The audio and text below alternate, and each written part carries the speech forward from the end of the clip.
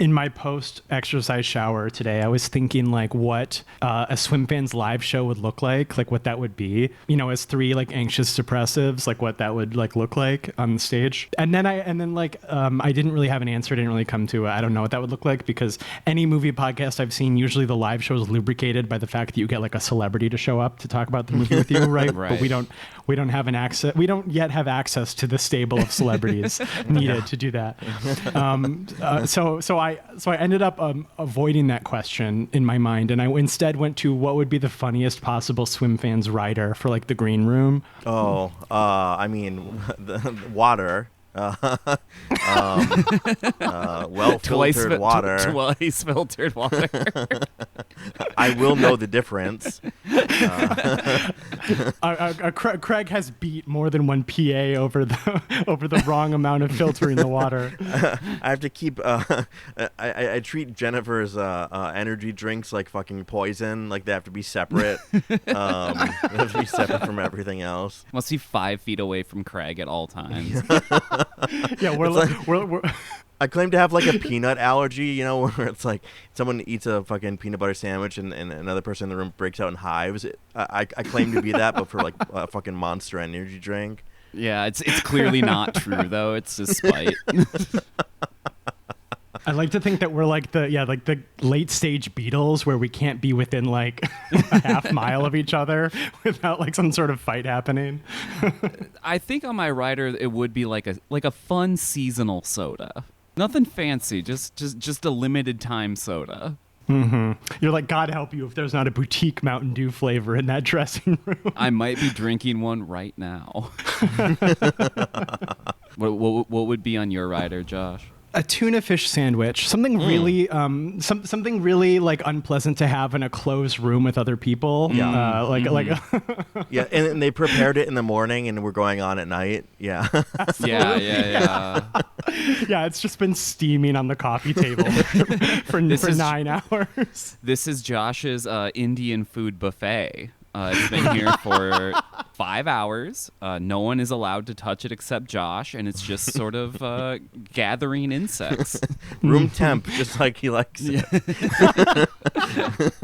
What they don't tell you is that violent food poisoning is the key to movie analysis. You're constantly running to the bathroom. Craig is pretending to be in like anaphylactic shock or something from like the proximity to my sodas. And that's why we record the show remotely. Yeah. If we see each other, it's on site. Yeah. It's like those dogs that can't look in mirrors, or else they'll start attacking the mirror. 1, 2, 3, 4, 5, 6, 7. Hello and welcome to Swimfans. This is your unknown pleasure for the week. I'm your co-host, sweet Christ, handlebar mustache Robert Pattinson. Please call me. I'm Josh McKenzie. Kiss me out on the jagged granite nightly beside the black churning sea. Drink that boiled hooch. You spill the beans and I will lose my mind. Oh, kiss me beneath the blinding beacon. Lead me up to the lantern floor. Lift your heavy hand. Strike down the bird and fuck that mermaid. Phallic spire, it's burning. So kiss me. I'm Craig Neeson. I'm the psychoanalysis section on the Wikipedia page for the Lighthouse. I'm Jennifer Hawkins. Yeah, it turns out Craig's song was the whole episode, so we'll see you Yeah, next keep time. going. Bye. Yeah, can we get another verse? That's all I got. This week on the show, we are talking 2019 Robert Eggers film, The Lighthouse. I just do it.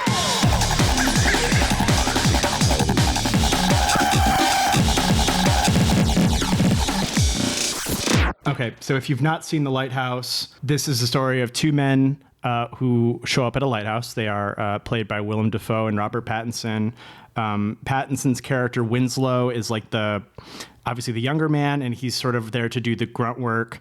Defoe's character Wake is the guy who's in charge of keeping the light at the top of the lighthouse going. So basically the format is that Winslow does physical labor during the day when Wake is sleeping, and they see each other for dinner in the evening. And then Winslow goes to bed while Wake stays up at night to keep the torch at the top of the lighthouse lit in a very normal fashion. So so they're strangers to each other at the start of the movie, and sort of near the beginning, Winslow asks Wake what happened to his last assistant, and he says that he went mad. The isolation drove him crazy, so they had to get a new guy to do this. Winslow is immediately put to work doing various like manual labor, as I said. Like there's one scene where he like lugs a giant oil drum up a bunch of stairs, only for Wake to be like, "Are you fucking joking? Drag it back downstairs." He does various like coal-based tasks where he drags coal to and from the coal burning furnace, the coal furnace. And he begins to get sort of terrorized by these seabirds, which he reacts very negatively to. Pretty early on, Wake is like, "Hey, leave the seabirds alone." And eventually he tells Winslow that the seabirds contain the souls of sailors who were lost at sea. So that's why you can't fuck with the seabird. You have to just let the seabirds harass you. So Winslow pretty soon notices that Wake is not like normal with the lighthouse. When he goes up there, he can see from like the ground looking up that Wake like takes all of his clothes off and like sort of basks in the light, sort of like a religious ecstasy type deal. So Winslow's like, "Well, what's up there? Like, let me up there. I want to know what's up there." And Wake refuses to let him. Winslow, the sort of like the drudgery of like the manual labor paired with the men's heavy drinking and the men's like awkward sexual tension and also their acrimony at the same time is starting to make Winslow like kind of go a little strange. He begins to hallucinate a blonde young man. He also hallucinates a mermaid that he finds washed up on the like the crag there. So he's already beginning to see things, and this sort of like mental build goes and goes until he finds a bird that has gotten into the cistern that supplies their drinking water. So he fishes the bird out, the gull out, and then while he's doing that, another gull like harasses him, and like finally Winslow snaps. He like grabs the bird and just starts whipping it against this rock like about 27 times, finally assaulting a gull. So now at this point they're only supposed to be here for 4 weeks, and so like their week time is up, and of course now that he's killed this gull, a storm has moved in. So they have been they're like staying past their time, but Winslow isn't worried. He thinks it's only been a couple days since their scheduled departure date, but Wake tells him it's actually been weeks. Like they've been stranded for weeks on here, so already like time is starting to mutate. The men's rations are running low, and Winslow isn't interested in rationing, but Wake is quite serious about it. They find some extra stores of rations, but instead of food, all that's inside is more alcohol. So the men's drinking takes a sharp uptick. They continue to do their like day and night sort of routines, but it's starting to like fray at the edges. The men's evening time, like their meal time where they see each other, is beginning to like become equal parts strangely intimate and like outwardly violent with one another. So their relationship is getting stranger and stranger, and then eventually like they just get like really fucking drunk. Winslow like completely cracks, and he tells Wake that his name isn't Winslow. His name is, I think Howard is his surname. And the reason that he's on the lighthouse, is because he killed a foreman at like a logging job that he was working on, and then he took that guy's identity. So he's been living under this other guy's name to presumably avoid a murder rap. And that's why he's taking all these like sort of like desolate, isolated jobs. And also he confronts Wake because he was going through like lobster traps, and he finds like the severed head of a man, and he thinks that is the head of his previous assistant. So he accuses Wake of murder.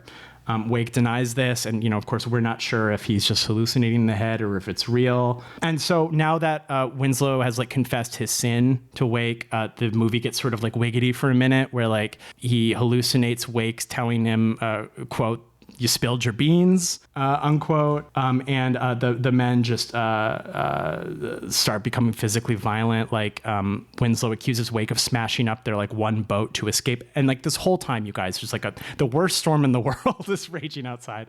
But like, so Winslow accuses Wake of smashing their boat, but Wake says, in fact, it was Winslow that did it, whatever. So the acrimony keeps building until like finally the storm is to such a degree that a giant wave just crashes through their like house.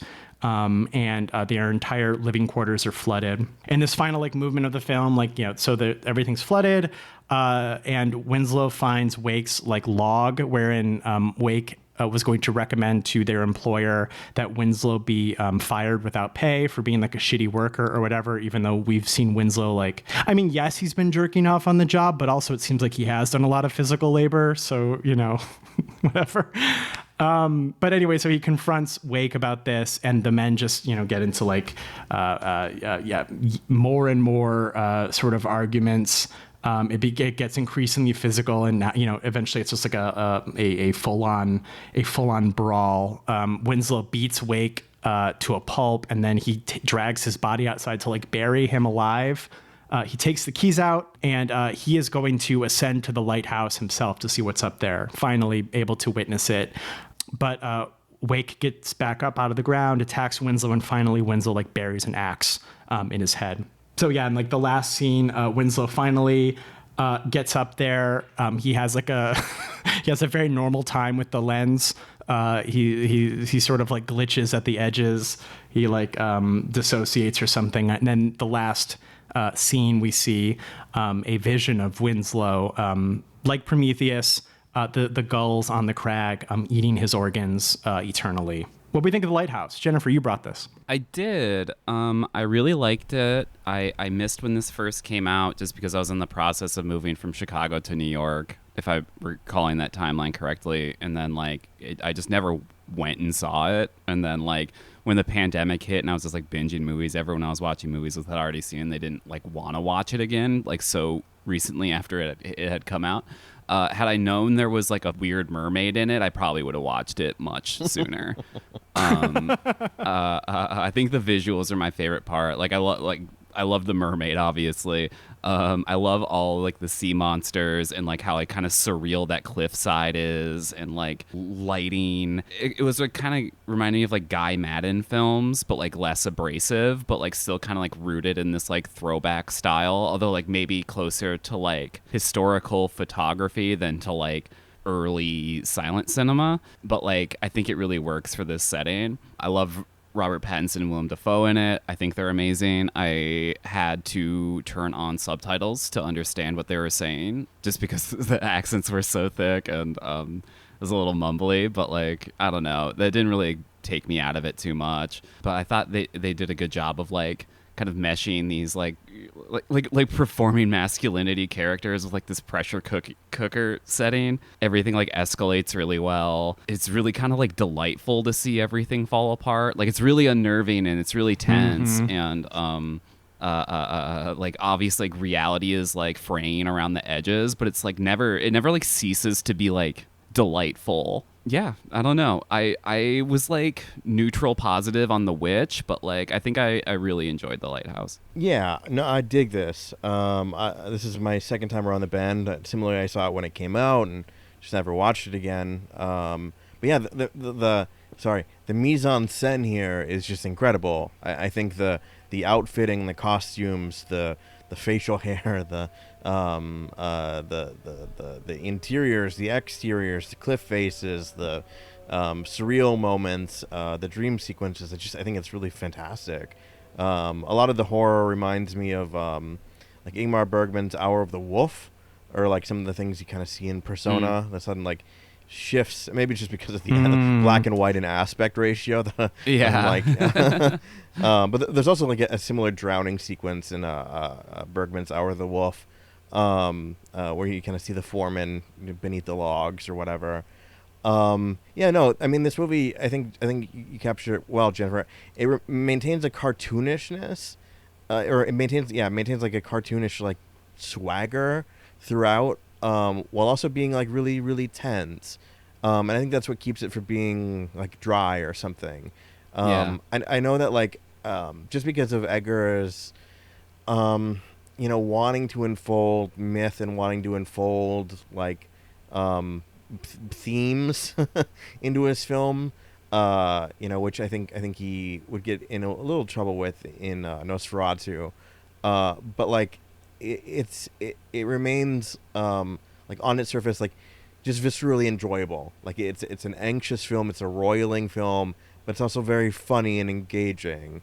The dynamic between the two actors is fantastic. The painful masturbation sequence of like you're really you're seeing the guy you killed kinda, and you're seeing the mermaid figurine in your hand, and the storm isn't gonna pass because he killed the cursed bird. I think just like cohesively, like holistically, like it all comes together, and like I don't really want to engage it in the like, so much has been like said about The Witch and its historical grounding and it's like accuracy of like how people feared the devil, how the devil manifested, and I think the Witch similarly functions on that level for me, where it's viscerally enjoyable, and I can also be somewhat delighted by the like the wanting to be faithful or having a kind of one foot in I don't know, some sort of historical reenactment. But yeah, no, I think this is a viscerally enjoyable film, like cut dry. I love the monologues. It wants. I think it maybe wants to have the Prometheus and the disemboweling and the trident and all the sea imagery and like the mythical grounding, but like it doesn't detract, I think, like at all from the film itself. It can be enjoyed, I think, at least for me, most readily as a really fun movie about two dudes doing fucking crazy shit on an island, and I like that. Two wild and crazy guys.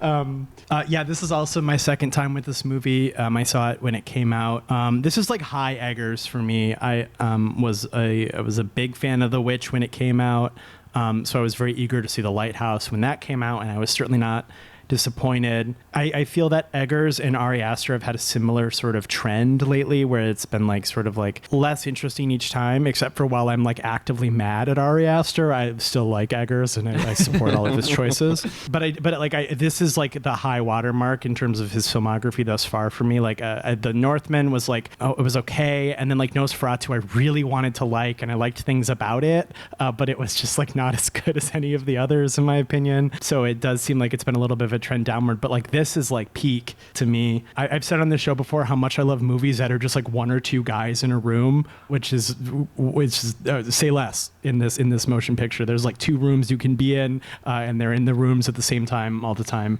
Obviously, I love all of like the weird homoeroticism in this movie. As of this recording, it's still the tail end of Pride Month. I still get to talk about this, but like I love how like sort of messy it is. Like it's not. I'm not interested in this question of like how gay these guys are or not, but there is this sort of like homoeroticism that like meshes with sort of more typical heterosexuality. Like you're seeing Pattinson like jerk off to this scrimshaw of a mermaid, and he's having these visions of the mermaid, but at the same time he's watching Wake jerk off himself. He's seeing Wake in these same sort of contexts that he's seen the mermaid.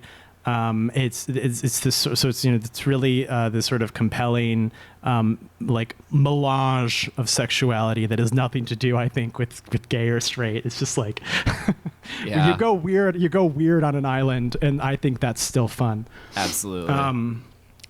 Like you both said, the photography in this is fucking crazy. These heavy blacks are to die for. There's the scene right at the end. It's like my favorite shot in the whole movie. Pattinson is covered in Defoe's blood, and it's when he finally gets to like meet the lens, and so like the blood is like turned like black on his skin, and you can see like his eyes and like the parts of his skin that aren't covered in blood, and they just like they're like bright white against this sort of like black gray of the blood, and then you're getting like the black from the background and the white from the light. It's just such a striking image, and I think it's amazing. Yeah, and then like sort of like I think what Craig was getting at, like these, at least for me, these moments where the movie becomes very heightened, like the mermaid hallucination, when he sees Wake is like the Davy Jones type figure, the last shot where he's Prometheus at the end of the movie, that's like chocolate chips in the cookie to me. Like whenever we get like a scene of high strangeness, you know, when it's not two men like being like angrily horny for each other, or like just angry in general for each other, you hit like a moment of high strangeness, and it sort of just elevates the moment, it like lifts it for a second, and then it's back to going insane on a rock, which it's super fun. I just love everything about this. I love this time period. I love the like, I don't know anything about like 1890s New England, no more than the average man, I suppose, but I love like the what this sort of historical knowledge, like the texture it gives to the movie in terms of like what they're wearing, the tools they're engaging with, that kind of thing is all really fun in a way that I don't feel, it's not academic or anything like that. It just sort of informs the texture in a way that I find really successful. And that's what I think Eggers is at his best. And that's what I think is so successful about this and The Witch, is that this sort of his, you know, incredible interest in like the granularity of history and the presentation of history, and his like background as like a production designer or whatever it is that he did before this, those all sort of like mesh when he's using that to like inform this, the visual, the aesthetic texture of the movie. And then I do think that it sort of gets a little lost in The Northman and Nosferatu, which again are movies that I like things about, but they're not as sublime as this is to me.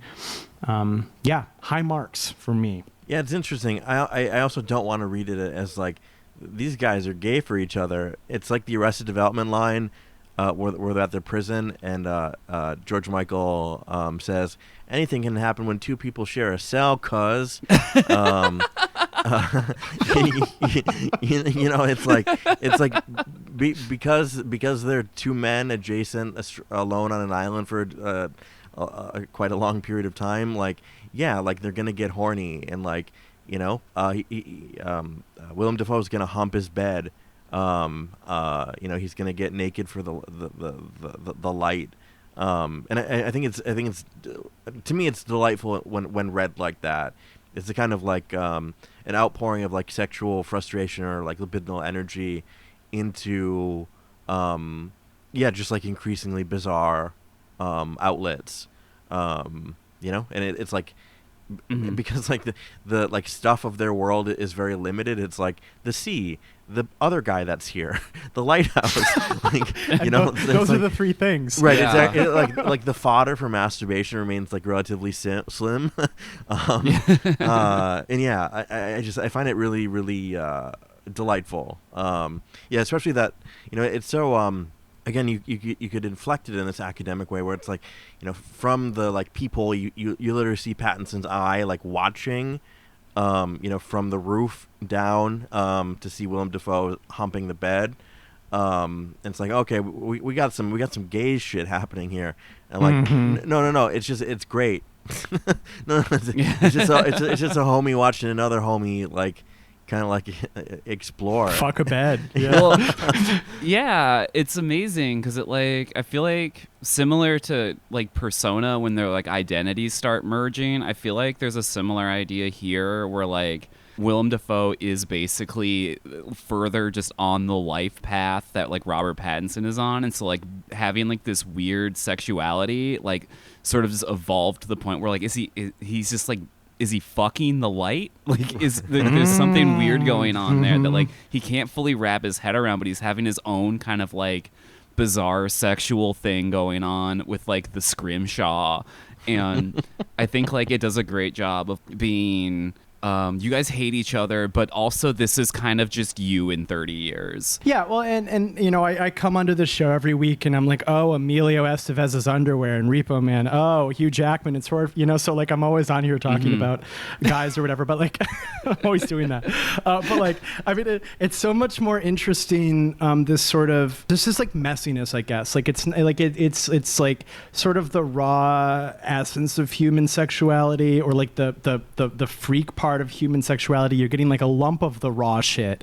There's no cultural, socio-cultural like signifiers at play, right? You don't, like most of the movies that we watch, you're not watching a guy who's horny for a woman because there are no women. There's only spectral visions of women fish. And so this sort of like raw lump of human sexuality has to mold itself to fit whatever space is around it. And unfortunately, the space around it is like the worst guy you've ever met in your life. So like it has to sort of like to fill that void instead. And like that's just so much more interesting as like a movie about a guy going crazy than any sort of like sociocultural impressions of sexuality or whatever. But I actually really like what you said, Jennifer, because like I didn't even think about that, but it does have that sort of like that persona vibe where like they not only are horny for each other, but like in a way, because they're so isolated, because the movie goes out of its way to tell you that they're not experiencing time in the same way. Like Winslow thinks it's been a few days. Wake says it's been weeks, you know, since the storm has started. So they're not even in like a common reality. Like they by necessity almost have to sort of like merge, and like they have to like merge and then violently demerge and then violently remerge again.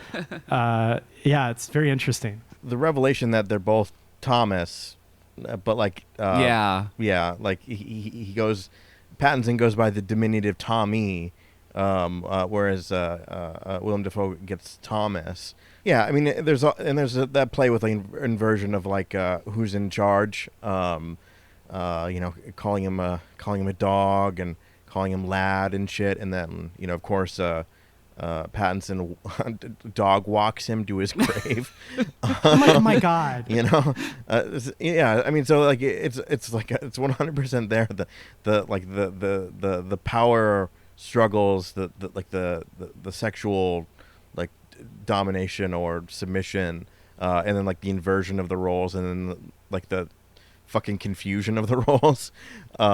Yeah, like it's all great. Like the melding of two dudes. I mean, it is a dudes rock movie. It's the dudes rock version of Persona, you know? Yeah. Because like you do get this sense that I get this sense that Winslow does indeed want a daddy. You know what I mean? Like he wants this sort of daddy figure, but he also wants to be daddy. Right. Yep. So like Freud's already hard as the Dickens, and so like when he goes to like fight daddy, but also there's the moment where they're super hammered and they're very very close to kissing, but then they end up fist fighting instead. So you end up warring with daddy, and then you are very intimate with daddy, and then you walk daddy like a hound, which is incredibly sexual on every level. I mean, that's a knot. You can just sit there. You can just rotate that like Gordian knot in your head like a 3D cube for ages and ages. I have access to the Lighthouse now, and I'll be getting my own answers. Yeah. Like the light. I love that idea of the light being the coveted thing, the thing that only the master has access to, and what's happening up there is kind of forbidden. It's unusual. It's like that read of Blue Velvet where Jeffrey's in the closet and he's kind of seeing through the blinds Dennis Hopper and Isabella Rossellini like do sex, but like there's a read that like he's a child and he a child kind of understands the motions, the sounds, and so on of sex as being like violent rather than something that's like consensual. What's our guy doing up there with the tentacle light? And why is it pleasurable when I stick my hand into it, but then I get glitched out, and my mouth gets blurry. And I do love the way that move is handled. Oh my god, it's amazing. Just from like a CGI perspective, like all that really happens is like the like exposure, the light gets fucking cranked up, revealing like the kind of like artifice of the film, while also blurring the scream, like the source of the scream. It's great. Like it's really it can't be more than like 30 seconds of the screaming, 20 seconds maybe. But it's superb. It's just a superb choice to just like blur the source of the agony, and then for him to get like unceremoniously kicked out of the light, and like jettisoned down the lighthouse stairs. Yeah, it's great. I think I love the light. Yeah, I think You're drawn to the light. You think You're like that a you moth. can handle the light. I love the reveal of the lens too, of like you spend the whole movie like locked out of the light, and then like when it's finally revealed, it's like that beautiful like Fresnel like circular pattern, and then it looks sort of like I don't know, it feels like Wizard of Oz or something.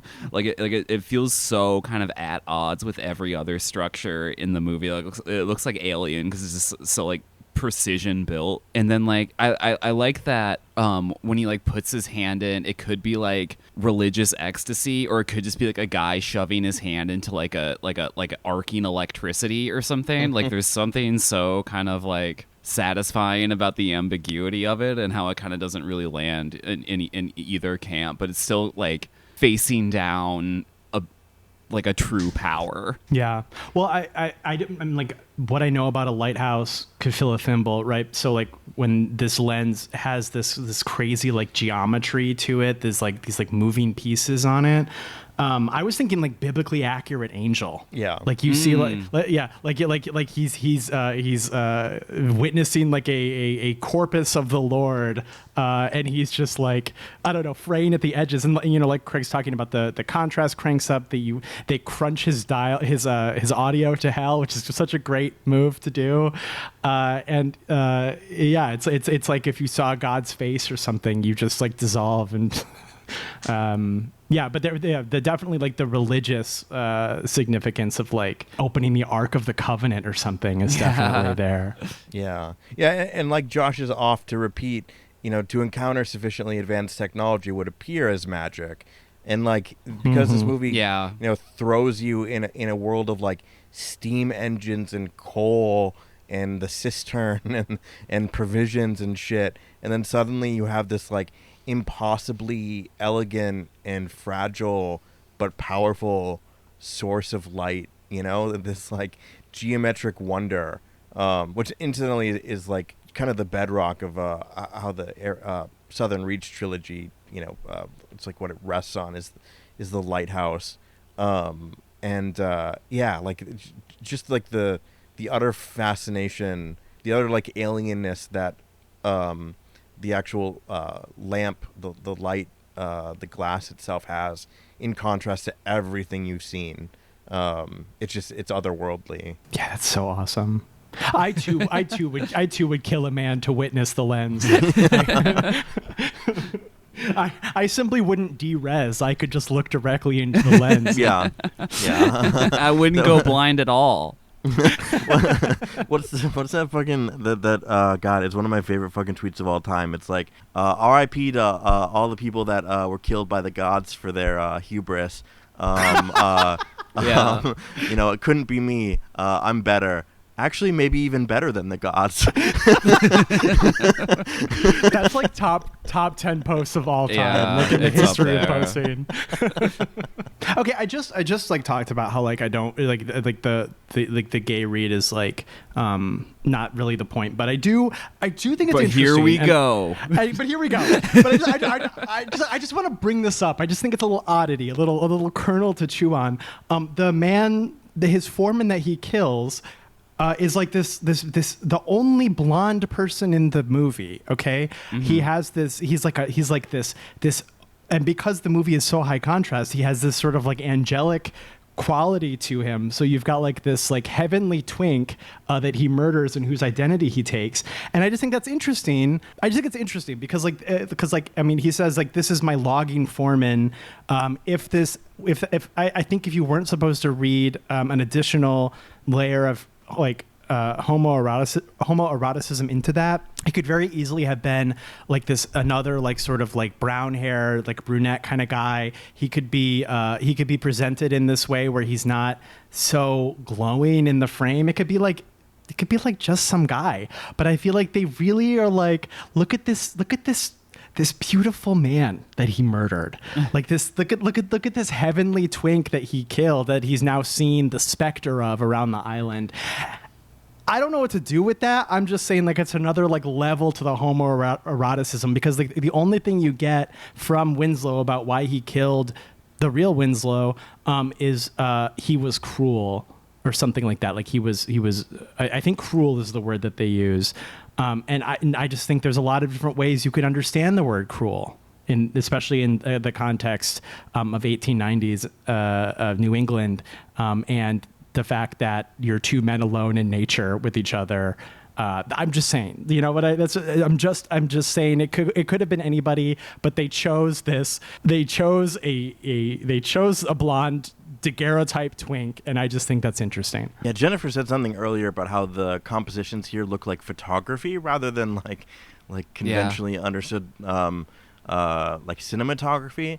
Like it's crazy. Like when we're first introduced to like the two characters, they're standing in this kind of like medium full shot, kind of begins at their hips and goes up, but they're standing like they're posing for a photograph. And even that like that shot where they're they're in the attic and the shot is being divided in two by like the central beam that holds up the house, so you're seeing like the left side, the right side, both of their beds as they kind of get ready. It really does have a photographic, I don't know, it just reminds me of like old labor photographs, right? Like you see like fucking coal miners and shit. Oh, totally. It looks like going through a maritime museum. Yeah, exactly. And some of the depth of field is so, or like the blurring, I don't know what lenses they're using, but I covet them, where it's just like, it's like super shallow. And it warps, it warps everything out of focus in a way that's very particularly like photographic rather than like what I understand like cinema depth of field to be. I definitely feel like that's like an intentional move to like anchor it in a because that's the primary way that we understand history, and like especially like the history of like labor movements, laborers, New Deal, and so on and so forth, is like through photograph. Like we get to kind of understand the way that they dress, their manner, and so on from a photograph, from reading the photograph. And yeah, like I think this movie does a fantastic job of again communicating that very essential like anchor of like what time and space we're occupying, but like it's also just like fucking beautiful at the same time, right? It's just yeah, I mean the blacks and like the way that this film is like graded is crazy. I mean, it's really like the blacks are inky, the grays are great, the whites are white. It's just it's just masterful, like really masterful. What you're saying, Craig, is really interesting, because I think as well, because photographs in the 1890s in this time took so much longer to like expose, people, I'm not going to go through like photographic conventions, but like you didn't smile because it's hard to hold a smile for the couple minutes it took to develop a photo, right? You had to be still, and to be still is to frown or to stand. And so like you get these like photos of men, of laborers, right? And they are in these sort of very masculine, imposing sort of poses, either due to necessity or due to convention. And so like, yeah, I think you're totally right that to use that sort of language of these of like this sort of like masculine physicality of the time, of like men who use their hands and their bodies for a living, and then to watch those same men who you'll see, like, throughout the movie, I feel like there's like these like sort of like resets where they'll put Wake and Winslow in like one of those classic compositions, while they'll be like sitting at like a chair and like looking past camera, or they'll be like standing in like sort of a noble way looking past camera, and it sort of like resets that for you. And then it takes you to a scene where they're like drunk and hurling each other over one another's shoulders, or they're like about to kiss, or one of them is like jerking off to the mermaid scrimshaw, right? So you sort of like, to me, it's sort of like yet another layer of this sort of like masculinity deconstruction, where they're taking this, this historical context that Eggers loves to use, that I think is sort of another director wouldn't have done or cared about to this degree. And then using that sort of understanding from a modern person looking at these images, and then subverting that over and over again to just be like, to just sort of use that as like a tool to be like, look at this other ragged edge of masculinity. Look at how far these men are falling from this sort of pictorial ideal that we've seen them in. Mm-hmm. I think that works so well because the performances are so rooted in like, I don't know, these two guys are just like bullshitting each other, and then they kind of can't bullshit their way out of like being stuck on an island together or wherever they are. There's something to the like rigid compositions, like hiding just this madness that like can't hold up to scrutiny on like either side, and them just sort of just like just getting at, like picking away at each other until like everything breaks. Because it seems like their initial sins are relatively minor. Like Wake is like a petty fascist, but like any boss is like a petty fascist. You know what I mean? But then Winslow, and I sort of like this idea that because we see Winslow do a lot of hard work because we're with him more. But I like this idea that perhaps he's a little unreliable in that sense, and maybe like when Wake is catching him like jerking off to the mermaid scrimshaw, he's doing that like a lot, or he's doing like a lot of things that aren't labor that we're not seeing because we're with him when he's doing labor. And so their initial sins, Winslow might be kind of lazy or just kind of like not that involved in his work. Wake might be kind of a tyrant, but then those like minor sins get magnified to 10 commandment level sins just because they're trapped on a rock together. I think there is something going on about like kind of the prison of gender, but I'll spare you guys. No, why not? Please, please don't. It's just like, well, because like it's so like their lives and like their like self-images are so rooted in this idea of like being a hard worker, and like Willem Dafoe is like very much like guy on his own, like what used to be a captain of a ship, like according to him or whatever. I think that there is this theme going through of like, you made that up. You just think that about yourself. You just sort of act like that's the case. You sort of just project that out into the world, and like you're so insecure about it that you start like attacking everyone else who's also doing it. And it's like the same shit you're guilty of is I don't know, it's just you're arguing with a mirror or something. Yeah, like the images can't hold up because what they see in the other is what they're like deeply insecure about. Their bullshit eventually comes to light, kind of unwillingly on Defoe's part. I mean, Pattinson is just like ready to spill the fucking, like Defoe's. I love how Defoe's character is like, stop. I don't care, dude. Bro, like, sorry that happened to you, or I'm happy for you, or sorry that happened to you. Not reading it. Don't talk to me about your life.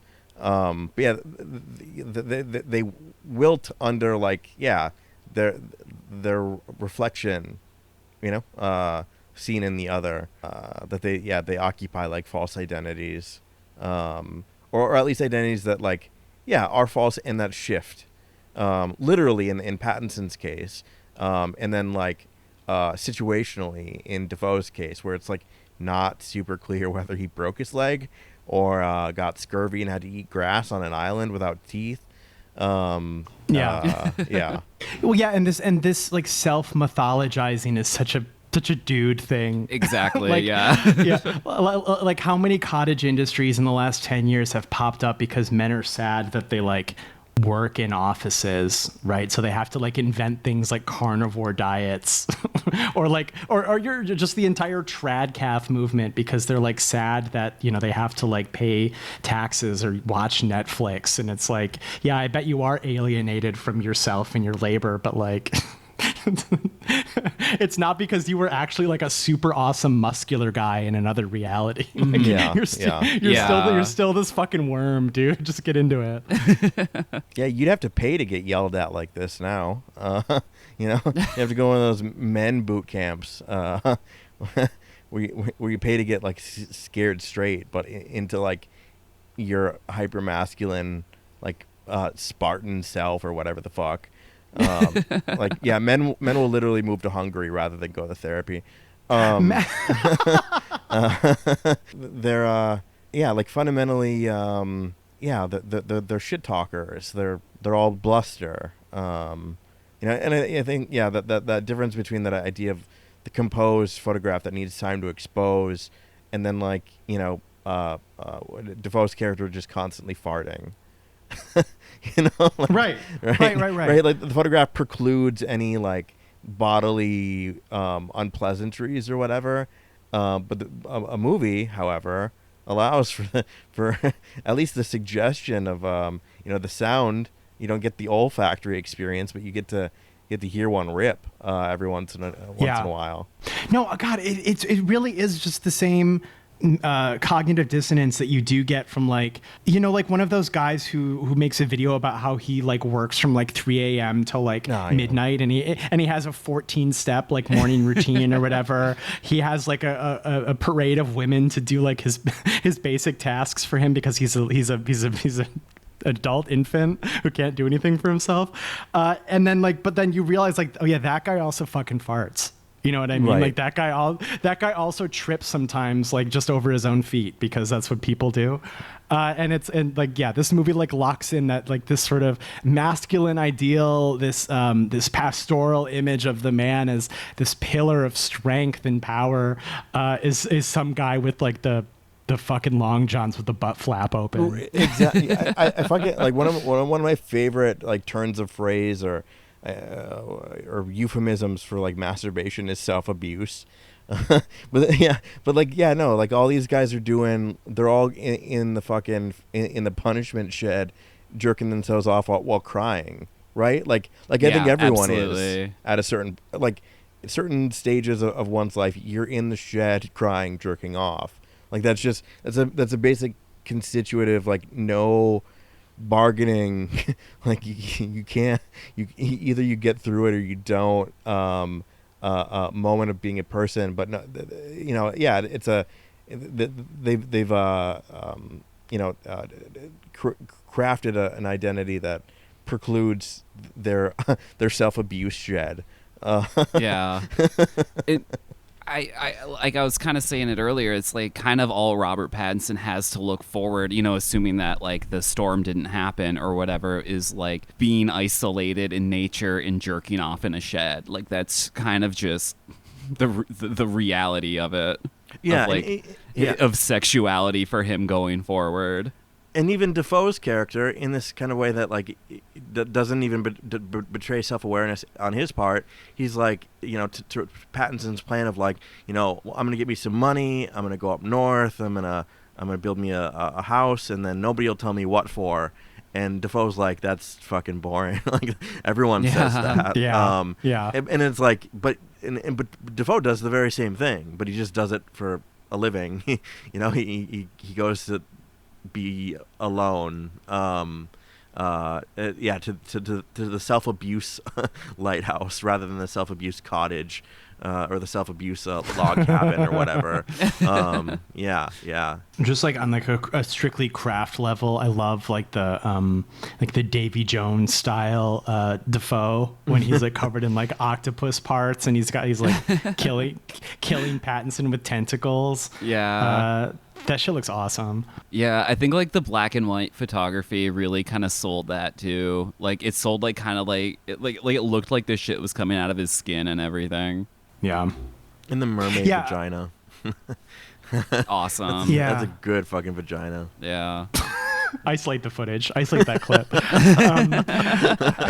Chat Boys clip like that. shoveling coal. That's a good fucking Yeah, and vagina. You got scale fever, boy.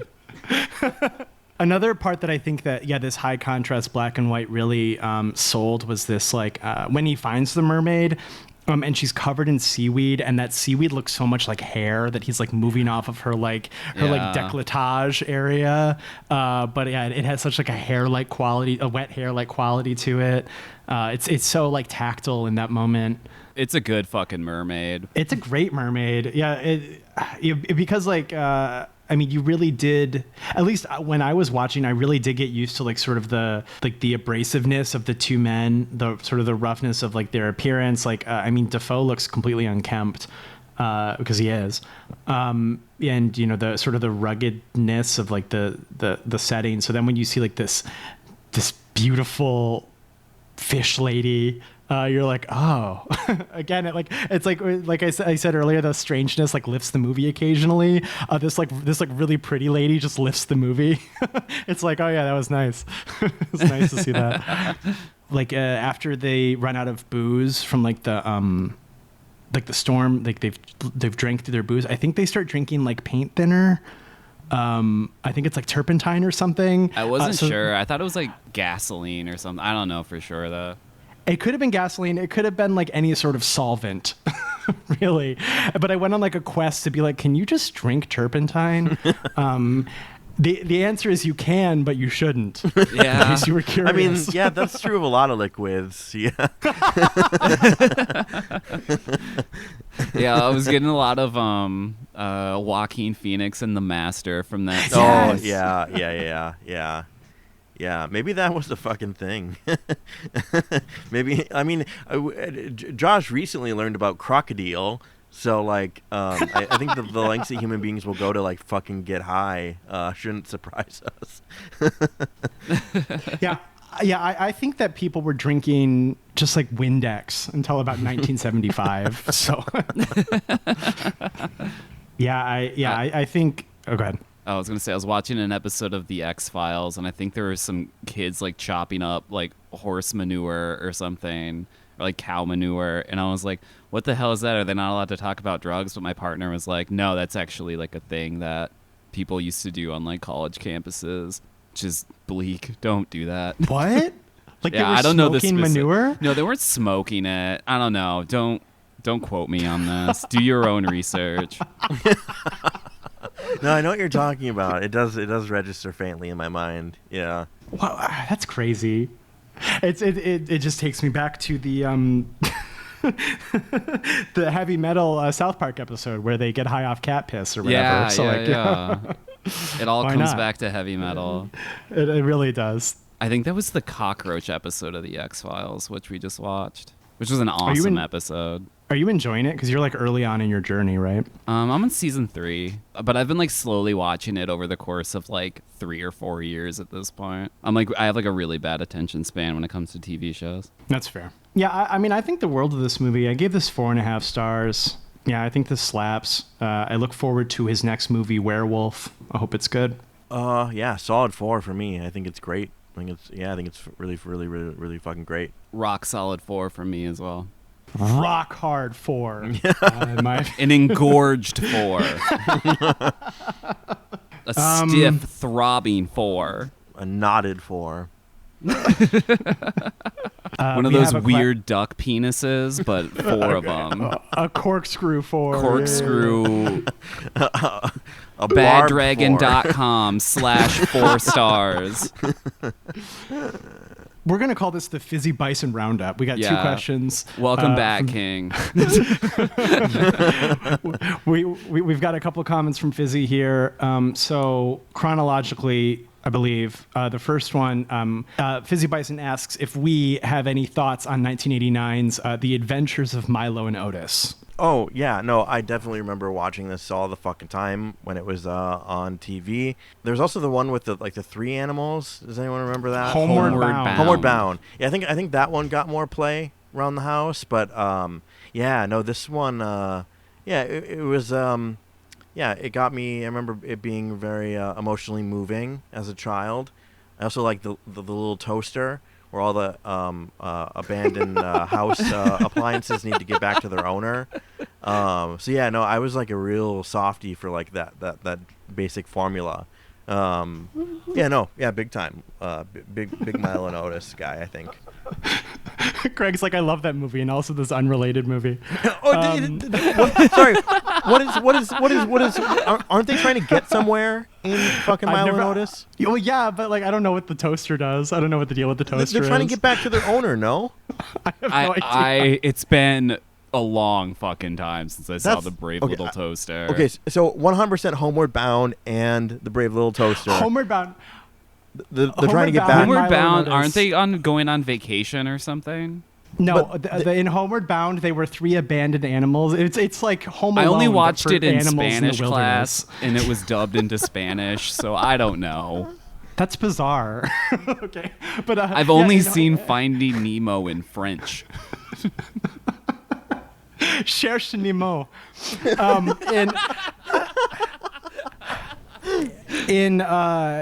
In Homeward Bound, I believe, if memory serves, the dogs are, or the 2 dogs and the cat are each the children's pets, like the children of the family's various pets, and they get left behind, I think, on vacation, and they have to get from vacation back to home. They're Homeward Bound. That checks out. But I think Milo and Otis is roughly the same. I think Milo and Otis are trying to get home. Is the Brave Little Toaster trying to get home? Yes, he's trying to get back to his the owners that left him behind. Yeah, all of them. The heated blanket, the radio, the vacuum cleaner. Yeah. Okay, well then I guess I withdraw my criticism of you.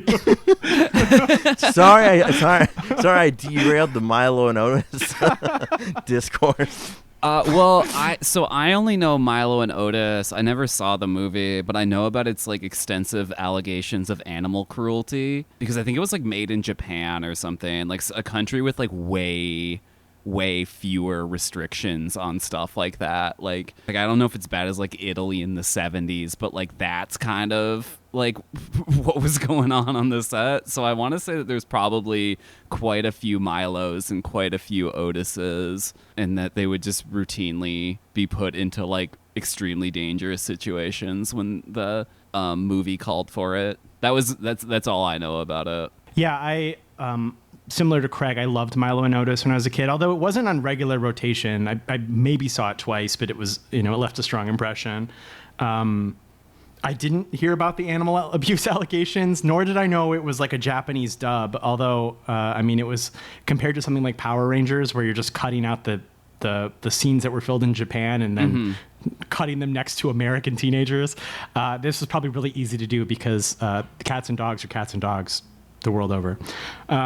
I don't remember a single thing about the movie except for that it like really it hit me hard as a child, similar to something like Fox and the Hound, a movie where the animals are not trying to get home but are friends and die nonetheless.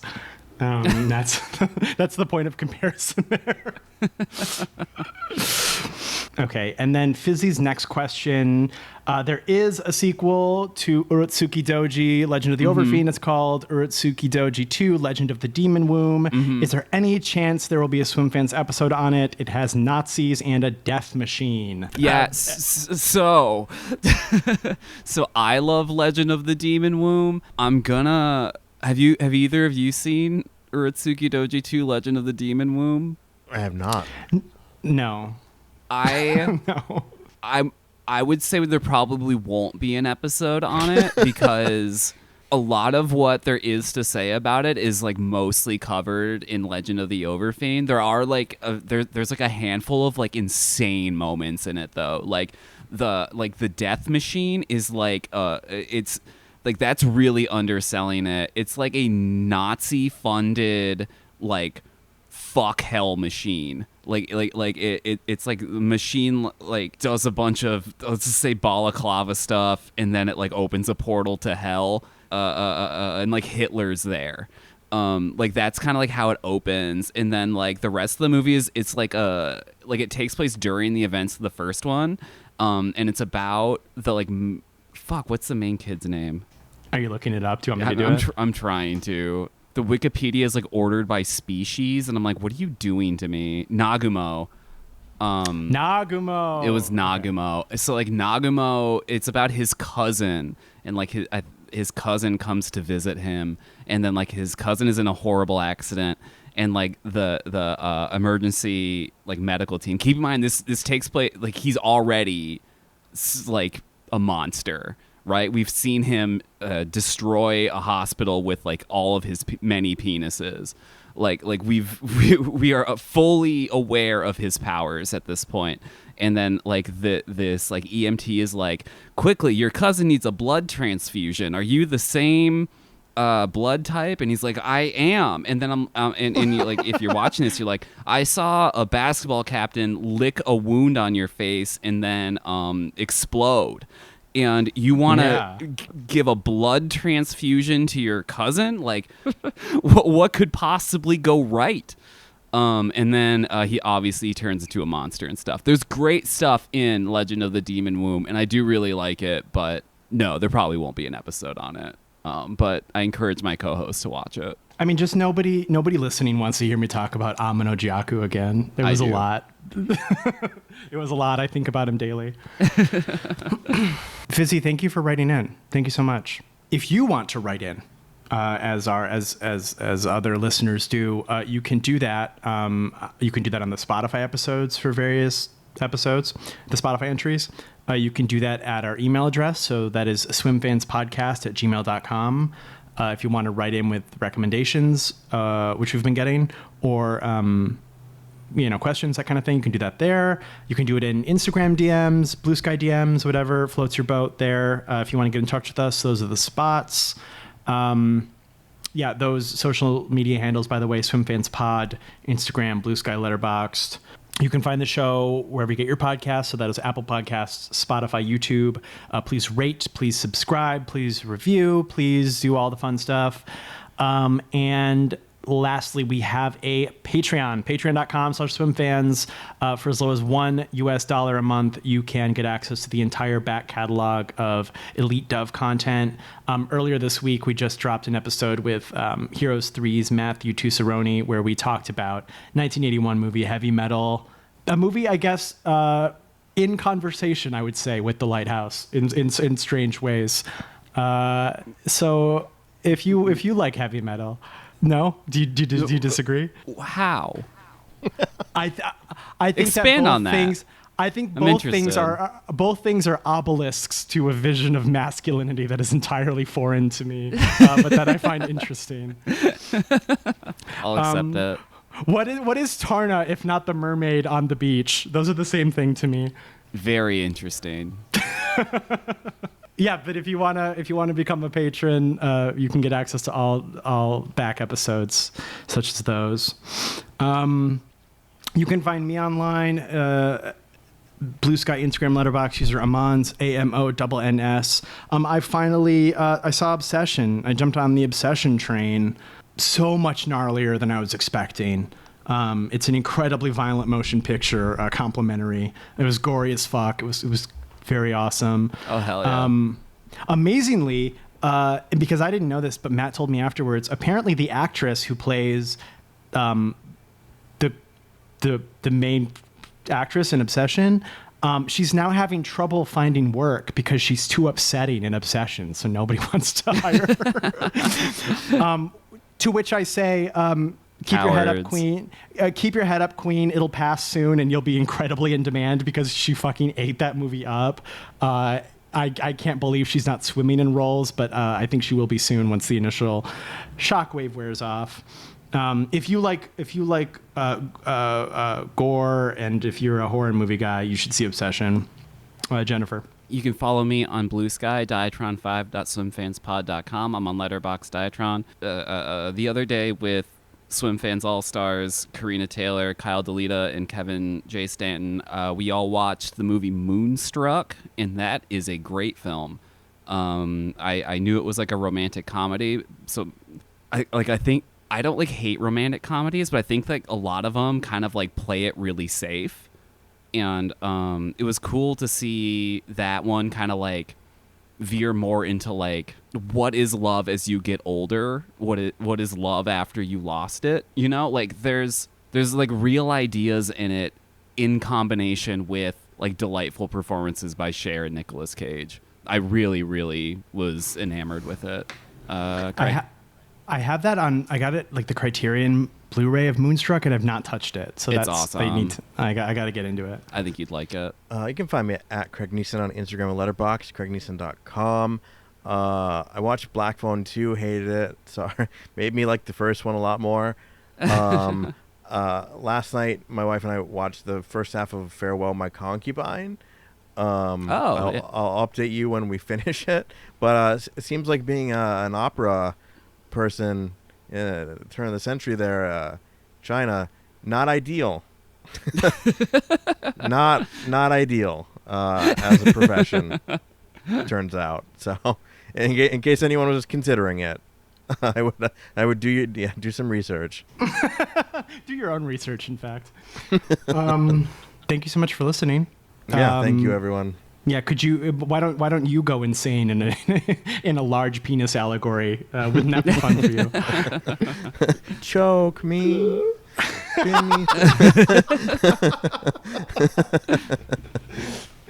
Okay, bye-bye. Bye.